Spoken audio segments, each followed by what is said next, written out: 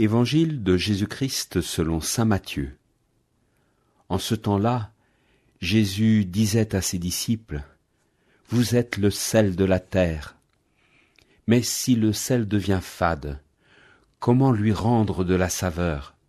Il ne vaut plus rien. On le jette dehors et il est piétiné par les gens. Vous êtes la lumière du monde. Une ville située sur une montagne ne peut être cachée, et l'on n'allume pas une lampe pour la mettre sous le boisseau.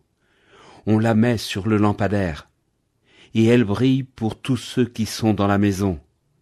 De même, que votre lumière brille devant les hommes. Alors, voyant ce que vous faites de bien, ils rendront gloire à votre Père qui est aux cieux. »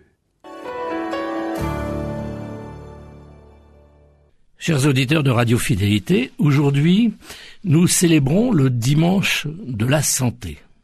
Ces paroles vont résonner particulièrement pour tous ceux qui souffrent. Les anciens, bien sûr, les malades, les blessés, mais aussi tous ceux qui traversent des périodes difficiles de leur vie. Vous savez, ces dépressions, ces déprimes des jours gris, le stress de celui qui a du mal à supporter la pression de la vie, la pression que l'on nous impose au travail ou ailleurs, les menaces sur la paix et tant d'autres dérèglements de nos vies. Si vous permettez, je vais m'adresser à tout cela, et plus particulièrement aux personnes âgées et souffrantes, car j'ai la grande joie de partager la mission d'un groupe du service évangélique des malades et des personnes âgées qui, comme vous le savez, visitent les malades là où ils sont, à leur domicile, dans les EHPAD bien sûr, et nous organisons des célébrations dans les maisons de retraite qui nous accueillent. J'y ai découvert la richesse de l'âge et je dirais même du grand âge, mais aussi ses limites. Vous êtes le sel du monde. J'entends déjà la petite remarque amère d'une personne qui me dirait « Nous sommes bien fades ».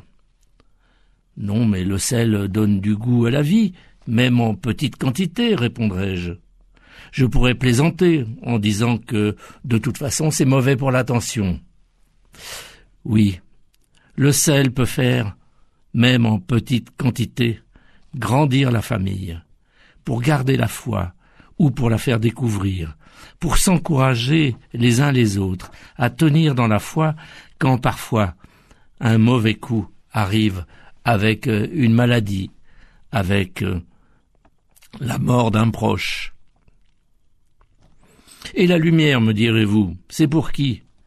Mais pour nous tous bien sûr. Vous nous inspirez le respect, l'admiration pour votre fidélité. Quelle leçon quand arrivent dans nos assemblées les déambulateurs, les fauteuils roulants, les cannes qui portent des corps qui chancellent, et puis les chants et les prières repris en chœur. Pour rien au monde vous ne manqueriez cette rencontre avec Dieu, alors que beaucoup, bien portants, s'y dérobent parce qu'il pleut, parce qu'il vente, parce qu'ils sont fatigués, ou patati et patata. Vous tous qui souffrez, vous êtes une leçon au monde, vous êtes la lumière de la vie, même si la chandelle diminue, elle éclaire toujours. Jésus ne nous a-t-il pas dit « Celui qui me suit ne marche pas dans les ténèbres, il aura la lumière de la vie ».